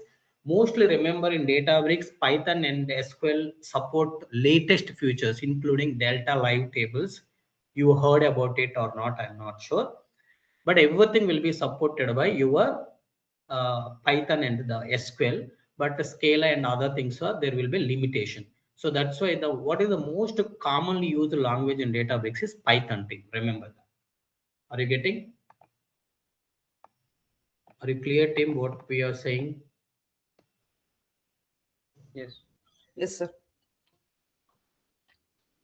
Now you see it is just taking few minutes. The reason is the cluster is just came up. It has to start all the Spark jobs, everything in that computer.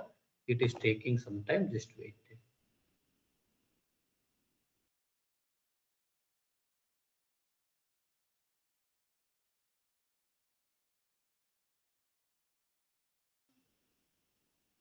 First time only it will take this much time, but later it will not take. Okay. So I'll just show you once first execution is completed, I'll execute second time and I'll show you, Tim. Now you have seen clearly compute is the tab where you can maintain your compute to run your transformation jobs. You need a computer, right? That computers will maintain here. Okay, so you are not displaying the data, that's why it is just coming like this. Now you can run it. So now immediately it will show you the data, right? You can see now. I think there is 7,50,000 records we have in this particular table, team. So that's why this is basically earlier it was not read that file, but now it is reading 7,50,000 records it read, and you got a 24 seconds, right? Now second time you run it,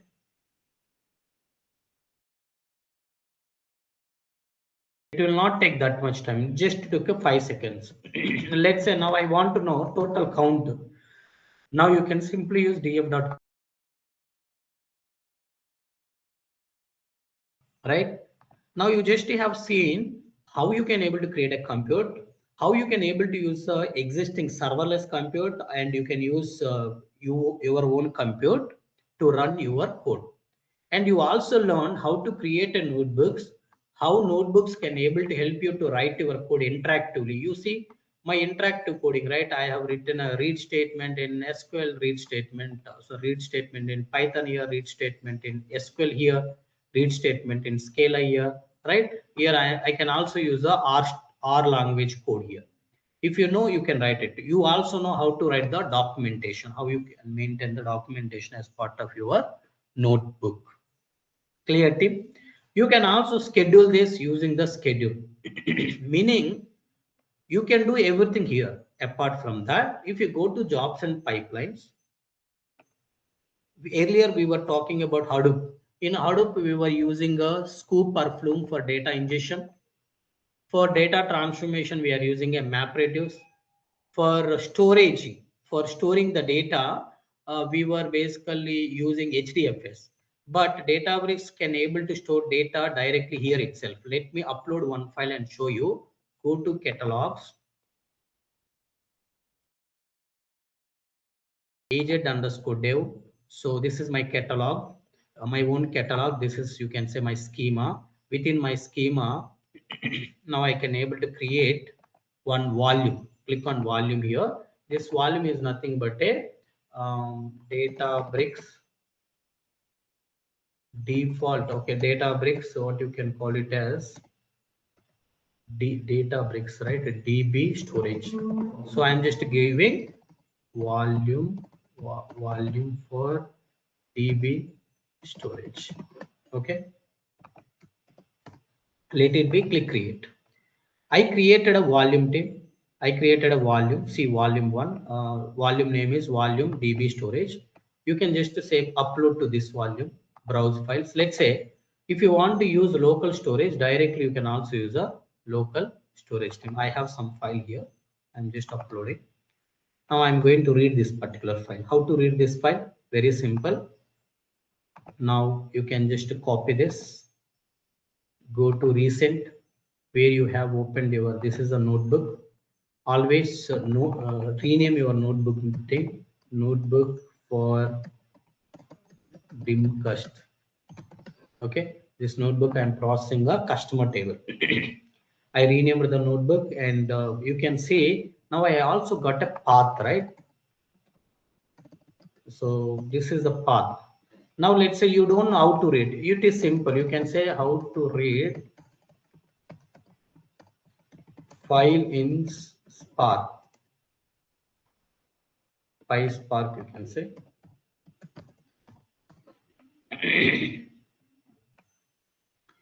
Now it is going to give you the statement to read this file. Okay, but it is thinking that it is a Parquet file, but it is not a Parquet file. It is a CSV file. You need to change it. Along with that, you also have a headers. So you have to use the option here to say that header comma true. So first row is a header. Now I am displaying, right? In this volume, I uploaded a file, and that file I am reading directly here. Meaning, if you see storage, you have a local storage also for the Databricks, where you can able to store your configurations and all. Now, maybe as part of your training, you will learn. You can also read data. If you, what is portal.azure.com team? What is portal.azure.com? What is portal.azure.com? If you have maintained a notebook, you would have answered this. URL to access the Azure services, cloud services. To access the Databricks and the notebooks. Okay, so this is called a storage account, data lake storage. If you go to data lake storage containers, global, let's say within global I have a dev, under dev let's say branch, right? So here let's imagine here I'm going to create a something called landing is already there. So now I will say staging folder. One staging folder I am creating. Within the staging folder, I want to upload. I want to upload. Just a minute. I want to upload same file. Let's say I want to upload same file. Now I want to read data from my data lake storage. Can I read it? Yes. Spark.df equal to directly you can read from anywhere. CSV. Same option, header equal to Now I can use the AI, but if I use everything AI, you will think I don't know things. That's why I'm actually writing the things. Okay. So container is global. Container means the root folder. Root folder is global. You can see. Next storage name is, this is a storage name tip. I'll just copy this to Cloudpandith SDP dev ADLS. Cloudpandith SDP dev ADLS dot pfs dot code dot windows dot net slash .net slash. We have to use the remaining path, dev branch staging, right? Dev branch staging. So let's read this file.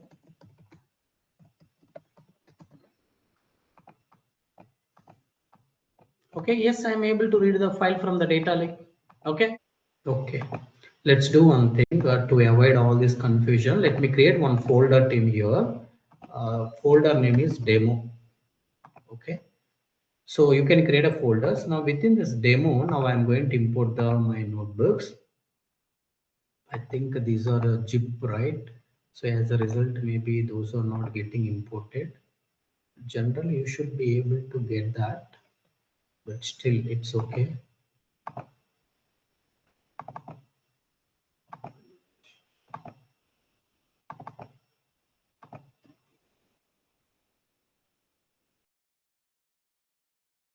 Okay, so if you see now under demo, I imported, I have existing code team. Now let's try to create a ETL pipeline by going to add existing, click on this. Now go to demo folder. So there is a DLT 2026 DP mode. If you go here, I have a lot of notebooks, right? Now click select, that's it you need to do. Now you can select here. I have some notebook. You don't worry about what is the code that is there in that notebooks and all currently, because we are not worrying about that right now, okay? Click on just to select, click add. Once you add, so this is basically where you will be able to see end of our training. You will see end-to-end data pipelines, how you can able to create, you will come to know, right? Here, this is the place where you will maintain your notebooks team. If you click on this, this is the file that I have currently included, because it is the after building all the things, you will have the code. Okay. Right now, as I said, you don't have to worry about this particular code and all, right? You don't have to worry about all this code team. So only thing that you need to look for currently is there is a, if you click on this, we can just validate, right? So there is agent underscore dev, there is a branch, there is a, like you have a lot of tables, but if you see here, you don't have a table called orders underscore raw, right? I need to create a orders underscore raw because that is the input it is reading here. Then similarly, there is a volume that I need to create. I already created a volume, but this volume name is a little different. Okay. The volume name here is, it is basically landing. Under landing, there is autoloader folders we need to create here. Under this volume, I'll create that folders and I will upload the data. So once we have done all these prerequisites team, so we can able to run this notebook. Once I run this notebook, what it is going to do is, you will come to know what it is going to do. Just wait for a minute. I'll set up everything in a few seconds so that you will be able to see end-to-end pipeline, how it is working. Now just go to demo folder, go to your folder. Now I'm going to first right click, open a new browser so that it will open in a new browser. So remember, if you are looking at our demo sessions and all, right, generally what happens in our demo sessions is you will have a small data. Generally we take a small data, right? But we are not going with the small data. If you see sample, Databricks has a huge data. And here you have a something called TPCH, where you will have a customer table, which is having a 7,50,000. If you go to orders table, 75 million records are there that I'm going to process it. You will come to know what is catalog, what is schema, how to create all these things. I think currently you can also validate whether you have under agent underscore dev, you have a branch and ETL. So already this branch is there, ETL is there. Now I'm creating a two tables from sample.tpch orders table. I'm creating samples.tpch customer table. These are the existing table. From existing table, I am creating my source tables. Raw tables are our source. Okay, meaning just to think of a you have done some transaction. The transaction data is arrived into these orders raw and the customer raw table. Okay, Tim. Orders raw and the customer raw. These two tables, raw tables, are created. Just think of that way. Now you see there are two tables are getting added to this raw table. If you go to agent_dev. Okay, so there is a orders raw, there is a customer raw. Two tables I have created. So after that, the important step that we need to do next one is you need to incremental load is not required, schema evolution. Actually, I need to show you that. Yeah, volume. We need to next create a volume. Just wait.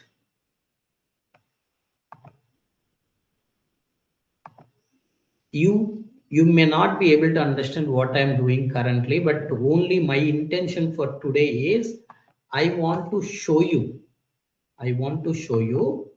how you can able to build end-to-end data pipelines. I just want you to understand that. That's it. Okay.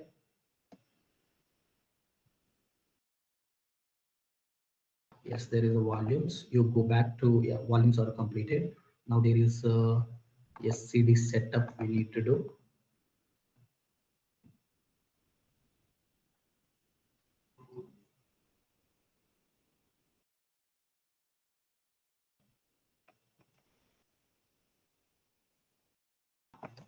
I'm just creating these tables and I'm updating some data. That's it you need to do here. I think it's ready. Now you go to catalog team. Click on agent_dev under ETL. There are two volumes. Earlier we created I think what we created earlier under bronze we created, but currently we created a volumes under ETL. Now I'm going to the landing. Okay, so files. Here I'm going to upload some sample file that I have. So I'm going to just put that file here. You try to understand it.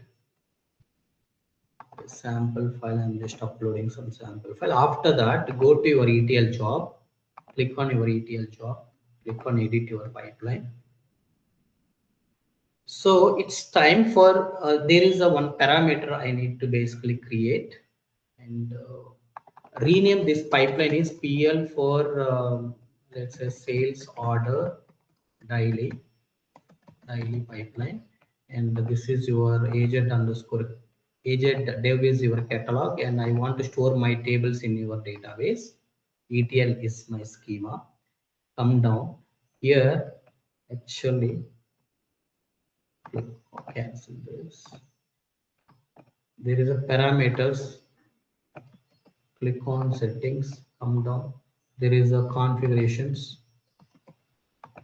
Open orders and pending orders. Actually, I am processing. Save it. There is a parameter I created. That parameter. See, this is a parameter I created to read the parameters. It basically creates some. This is a raw table. I am explaining high level. Try to understand. It's a raw table. From raw table, I am creating a branch. So remember, team, medallion architecture, bronze, silver, gold will be there. Remember, bronze is nothing but a raw data, same data from source. If you remember, I created orders_raw using this notebook. You are copying same data into your bronze table. Bronze table is orders_bronze. Now there is a autoloader table I have created. So in this particular folder, I uploaded my files here, right? In second, I think latest one, right here. So I have uploaded my files. After that, so I am combining my orders branch and autoloader files. Basically, orders data coming through two ways. One is from the source table, second one is from the volume files. Both data I combined. There is a customer file I am getting, and there is a SCD1 implementing, SCD2 I am implementing here. This is basically data warehousing concepts, right? After that, there is a stage table. After stage table, I'm creating a silver table, doing some calculations here. After that, I'm building my gold table by using some aggregations and all. There is a silver and gold tables are getting created with the dynamic parameters. I'm reading my parameter here. If you remember, where is this for loop? Just a minute.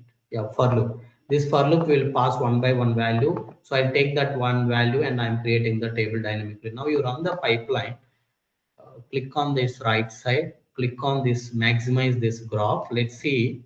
Now, because remember, these particular pipelines are running using the serverless compute. Serverless compute is a compute which is readily available to run your jobs. You no need to wait for your own compute. But if you remember in today's session, we also have seen how to create our own computer as well.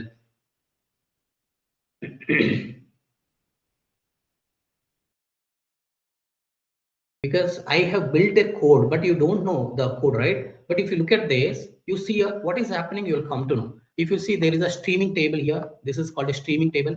This is a streaming table. This is volumes. I uploaded a file here. Okay, I created a from Databricks provided sample data. This is created from Databricks provided sample data. This is created from the my autoloader file. Then there is a orders underscore union underscore branch. It is basically reading data from these two places. It is combining. Here there is a customer table. It is this is a view. This is again a streaming tables, right? It is processing SCD1 table. It is creating SCD2 table. It is creating. It is combining and creating a materialized view. Then it is building a silver table. Then it is building a gold table. This is basically gold table. Based on my open orders, all open orders data I'm maintaining here. P gold means all my pending orders I'm maintaining here. So end of the day, you will be able to build end-to-end pipelines. If you see here, the amount of data that we processed is 7.5 million. Are you seeing 7.5 M? What is streaming tables? Streaming tables will maintain a checkpoint. Once you process this 7.5 million records, next time if you have only 10,000 records are loaded, it process only those 10,000 records. It will not process all the data. So you have 10 records only I have in my file that I uploaded in volume, those 10 records. So total 7.5 million records plus 10 records total is added here. From the customer table, so customer table as I said 7,50,000 records we have, so it is processed them. Finally, when it is merged, it became a 7.8 million records. Everything is processed into silver and gold layer. When it comes to the gold, in gold I am basically processing based on my market segment. If you remember in earlier in notebooks, I was doing some graphs and all, right, visuals I was showing by market segments. There are 5 market segments. For every market segment, what is the total amount that is collected? From the open orders, what is the amount collected? From the pending orders, what is the amount is collected? So that is what I am calculating here. So you will know end-to-end pipelines, how you can able to build these pipelines. You can also schedule it, how you can able to schedule, right? You can click on the schedule. Let's say I want to schedule this particular pipeline. So you can just save this particular pipeline, right? PL underscore sales orders underscore daily. If you go here, now you already know how to build an ETL pipelines. Now you want to orchestrate, you want to create a jobs from that, right? So you can just click on yeah, you have to click add another task. I want to run my pipeline, ETL pipeline, right? Here you have to say this is my job for ETL job. This is task for my ETL. Now what is your pipeline? This is your pipeline. How you want to run this pipeline? Add a trigger. This trigger is, remember team, one second, you create this task. Add trigger. See your file arrival. File arrival means file arrival, right? You remember in the volumes, if you go to catalogs, we are uploading some files. We are uploading some files into the ETL volumes. Here we are uploading some files in landing, right? If you go to landing into the files, here we are getting some files. Whenever customer loaded a new data, I want to run my pipeline automatically. You take this, you can just give that path here. Whenever new file arrived into this path, my job is going to run. Save it. Once you save it, this job is saved now. You see job ETL, it is not running currently, but I'll go to this landing, go to files. I'm going to upload my second file.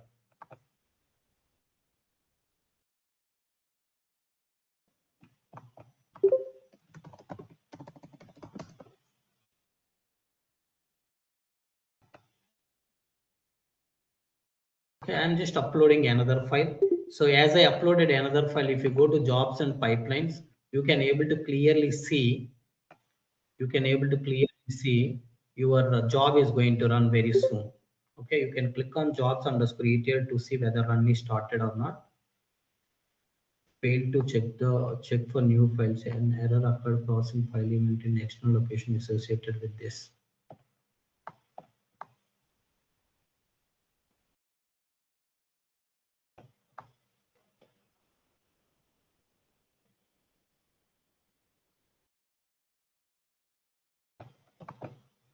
What happened? Okay, I think this should have a permission.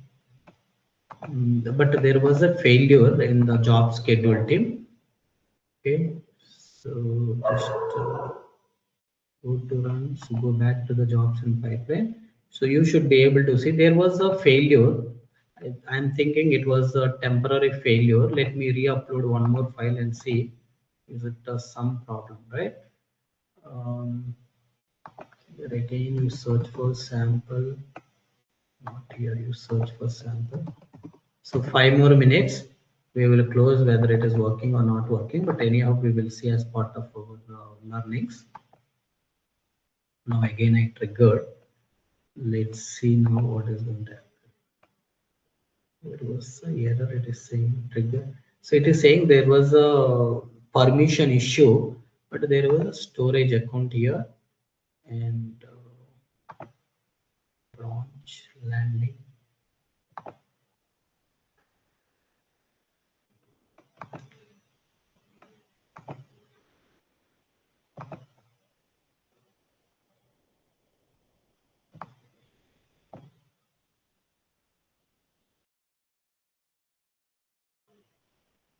Let's see. Okay, so there was a problem, but I can fix it. It may take some time, but we are already running out of time. So I'm just stopping here, team. Event subscription. So there is some problem with the event grid in our subscription. We will have some events, right? Generally, we have something called event grid team, which will be notify that hey, there is a new file arrived. Can you just run the thing?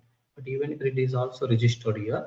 There was some temporary issue, hoping so, but we can able to fix as part of our learning. Okay, so that's all, team. You can build end-to-end pipeline using Databricks. We are going to cover because you know Databricks is growing rapidly. There is a high demand. There is a lot of futures.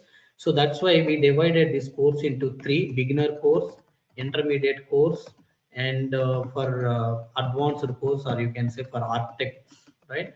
So who can attend beginner courses? People who are not working in Databricks already, they have to start here. People who are not working in Databricks already, they have to start with the beginner. After beginner course, where we will have a continuation for intermediate course and advanced and architect course. Okay. So people who are already working in a Databricks, they can start directly in the intermediate course. They no need to attend the beginner, but I recommend to still attend beginner because earlier how we are connecting to the Databricks and now how we are connecting to the storages from Databricks is different. In last 3 minutes, last 3 months back, Databricks is migrated to Unity Catalog. A lot of things has changed. So all my old students also are asked me for attending, but I said I'm going to share the required information. I like based on the availability of the seat, I will let you know. I said, right? So, but there is a lot of changes.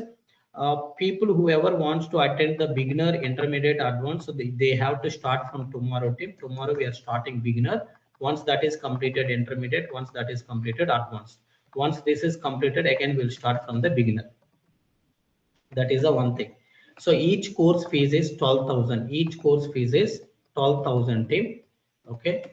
And one more thing, people whoever is attending 90% of the live classes, 90% of the classes, if your attendance is 90% for the classes, you will get a 10% discount on the fee, because the ultimate goal is you have to learn. If you are simply not attending, I'll go through recording and all, that never works. You will have a recording, your mind says cool, you have content, you can go through at any time, you never go through. So that's why 90% of the class attendance, if you maintain, you will get a 10% discount on the fee. Okay, that is the one benefit that we have. So class timing is 7:30 to 9 a.m. IST from tomorrow.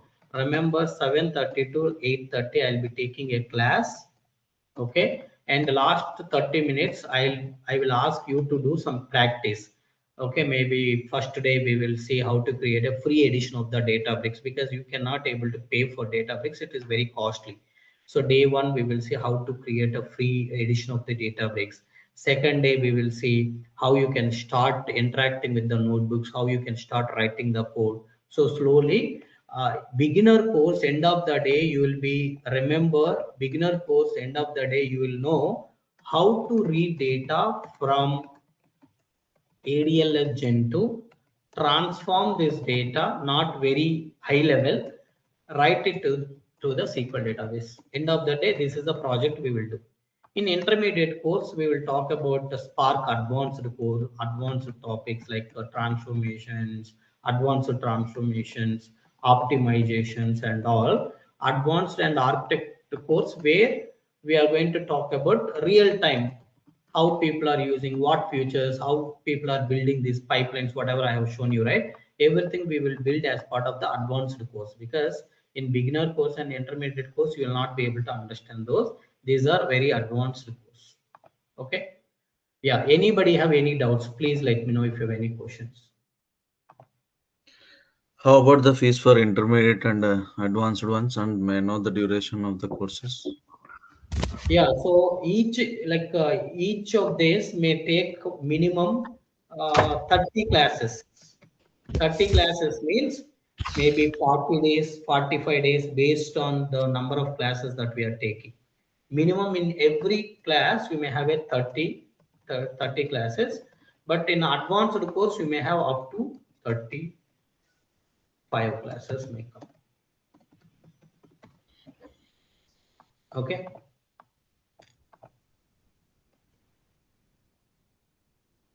Mostly Sunday I will not take class team. Mostly you will have classes from Monday to Saturday.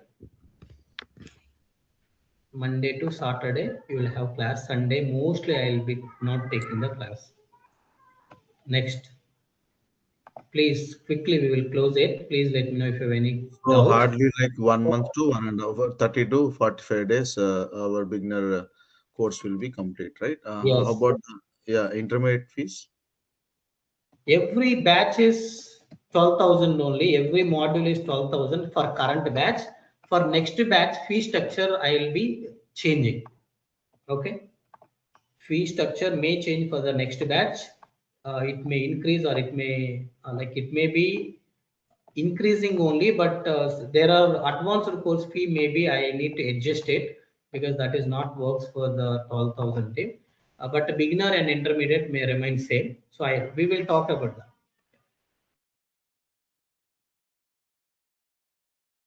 Yeah, in advanced course, will it cover age and these things?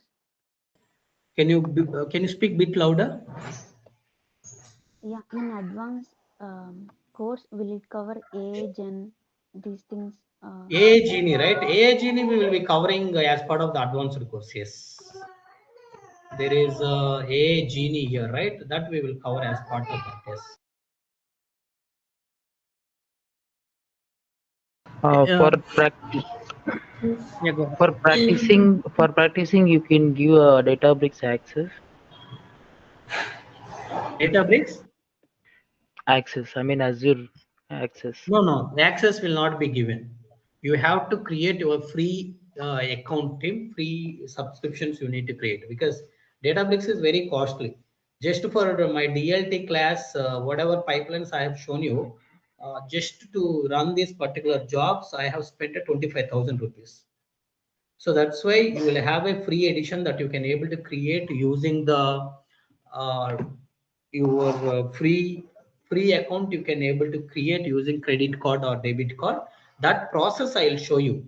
So how it will work is I will ask one person to create a subscription. He will share with multiple people. You all can able to use. Once his subscription is completed, second subscription another person will create and he will share with others, right? All other people. So we will form a group of 5 people. First person will create, share with all 5 people. Once that is completed, second person will create and share with all the people. That's how we will maintain a subscription, but we will not be able to give the subscription details because this is very costly. Because they, and mostly I will ask you to practice things in the our free edition, because for you that is not a big deal.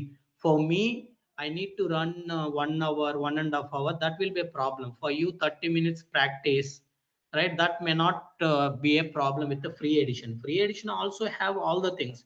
Earlier the Databricks used to give community edition. Community edition may not have all the features. Later Databricks team realized, they moved to the free edition. Free edition is exactly same like this, but only thing is, only change is there is a limit how much time you have to use per day, 2-3 hours, something like that will be there. Mostly you can use everything with the free edition, but for me, why I'm using the Azure subscription is because I want to show you with the data lake integrations and all. For you it is not that that much is not required. Once you learn the stuff, you can utilize the free edition to practice everything, right? Mostly you may not require this Azure subscription to practice 75 to 80% of the classes. Only you need 20% of the classes you need Azure subscription for practice. Next question please. As you How said, about the prerequisite softwares? Are we going to review those? No, nothing. You just attend how you attended class today. Everything I will take care of it. Okay. But make sure you have a pen and pen and notes, and make sure you are attending classes from the laptop, not from the mobile. And third thing is, if you don't have a time to practice, if you don't, if you, let's say, if you are what I can say is, if you don't have a requirement to learn a Databricks right now, you don't join. Simply some people join, they will drop off in middle. There is a problem, because I am not a kind of a person where I need a more people. I need a 10 people, or I need a 2 people who are interested to learn. That's enough. I want to teach them properly. They have to practice in the class. Already there are few people here who are attending our my data factory class, which started recently. They know how we are practicing the things and all, right? So similarly you need to practice it here. Simply attending registered, but you are not attending the classes. Okay, the reason for 10% discount is also, I want you to motivate to make sure you are attending the classes, so that you will practice, you learn every day. After attending 1 hour live class, 30 minutes practice, total 1.5 hour you are spending. Before you go from the class, you have to think, you have to answer yourself, what I learned in last 1.5 hour. I want every day that question to ask yourself and get the answer also. Okay, today I learned in Databricks how to create a free edition, how to set up a Databricks day 1, day 2. Okay, now I know today where to write the code, how to write the code, how to write the code in a different languages. Okay, day 3. Okay, today I learned how to connect to the data lake from the Databricks. Okay, day 4. Today I learned how to read a different file, CSV, Parquet, Excel, XML files, how to read. Today I learned. That's how every day you should ask yourself what you learned in 1.5 hour. You have to get the answer. And I am telling you, if you're not interested, if you're attending classes from mobile, I don't want you to be in the class.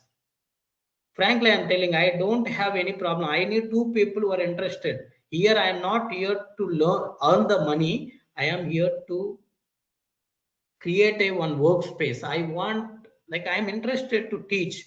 If you are ready to learn, I can spend more time. I want to make sure you are learning the things. Okay, So that's why if you are simply attending from mobiles and all, I request you drop off, don't join the class.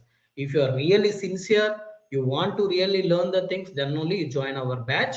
If you are joining our batch, you must have to join classes only from the lab tab. Make sure you are maintaining a notes and pen to note down the important point. These two are the prerequisite. All other things I'll take care. I am repeating again, please, you have to be sincere. If you're not sincere, if you don't have a requirement to learn, simply let's learn, let's try. If you have this kind of mindset, don't join. If you are really serious about it, you know the demand for Databricks. Now people are talking about Gen AI, people are talking about AI, everything is growing in Databricks. Today, if you start your Databricks journey, maybe in next 3 months, just put 3 months effort, Tim. Your next 10 years, you can relax. I'm telling you, believe me, 3 to 3.5 months, you work with me, maximum 4 months. Next 10 years, you no need to look back. I'll make you like that.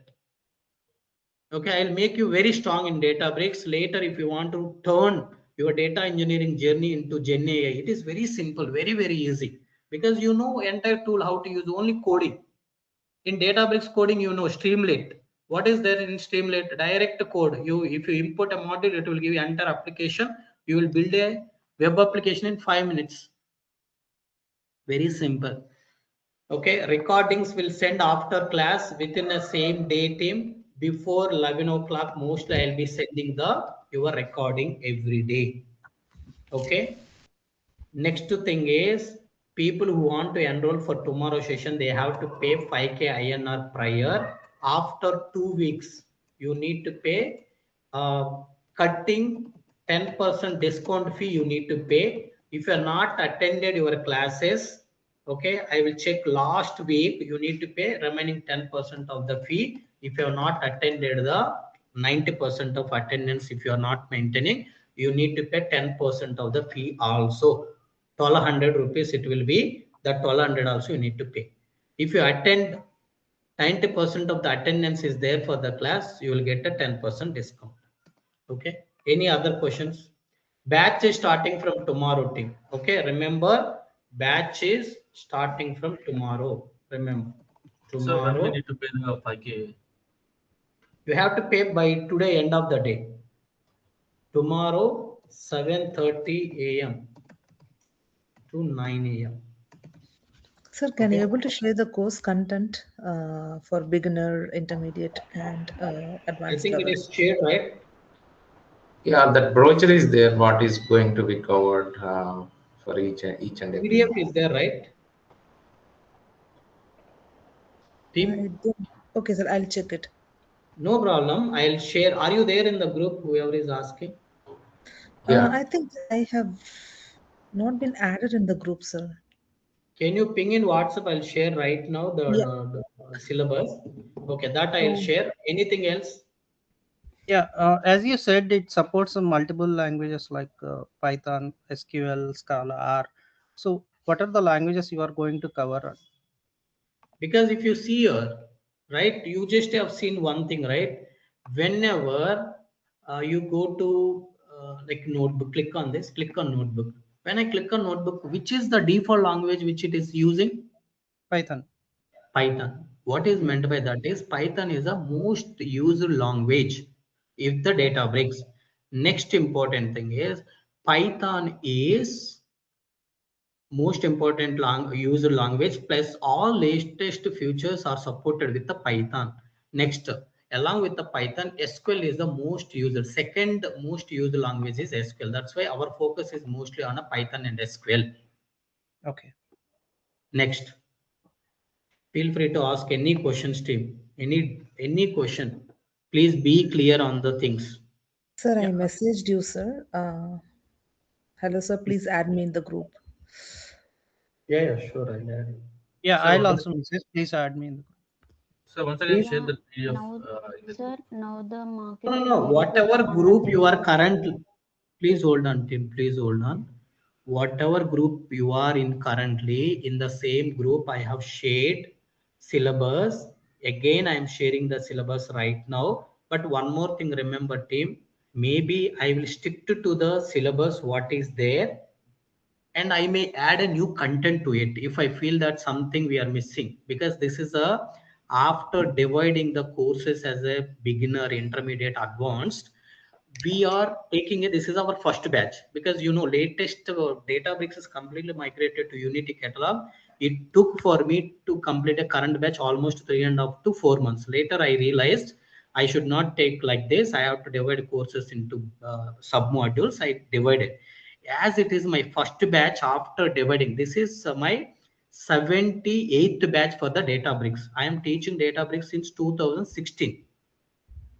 Okay, now Databricks, this beginner, intermediate, advanced course, whatever is there, this beginner, intermediate, advanced course I am starting first time. If any syllabus needs to be added, that will be added. One more thing is, I may not stick to same syllabus, same, maybe it may add it. Whatever I added is mandatory, it will cover, plus some more content will be added. Understood? Clear? I think now you got it, right? Yes. Whatever final WhatsApp group is there, that group you will be added only once you make a registration fee of 5,000 rupees.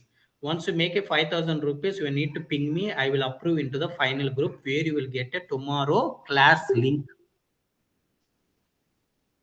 Yes, sir. Please share the details to pay the amount. Yeah, sure. I'm sharing. Any other questions, Steve?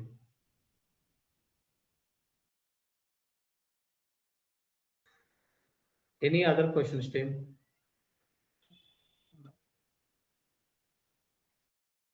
Sir, could we connect for a few minutes after this meeting via WhatsApp call or something? Yeah, sure. But if you can able to discuss, feel free to discuss, Tim, anything. If you cannot Maybe, able to discuss that, that's okay. yeah, maybe I'll call you after this call. Sure, Just sure. just few minutes. No That's it. problem, no problem. We can Yeah, talk. yeah. Remaining Thank you. people, anybody have any questions? I request everybody, remember, whoever is not having any question, can you drop off so that I will look for people who are having the questions? Hello. Yes, please. This demo session will send the record because the first Yeah, 15 minutes recording I'll I'm share not you. joined. I'm Recording lately I'll joined share. after. Okay. Recording I'll share, sure. Okay, next. Sir, now the Databricks market is very good. Databricks, I yes, want to switch. Databricks. See, you just look for check with the people, or you check for Naukri. You go LinkedIn, you search for Databricks demand, you will understand. Databricks I is one want of the to highest. switch my job based on the Databricks. That's So what I'm saying. If you can able to spend 3.5 to 4 months, and if you do whatever I am teaching you, Tim, if you can able to practice whatever I'm teaching, that is more than enough. I am going to teach at architect level.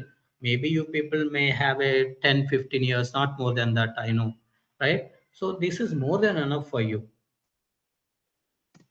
Okay, you can easily switch. And as you know, for example, if you learn a Azure Databricks, tomorrow there is an opening on AWS Databricks. Will they allow? Yes.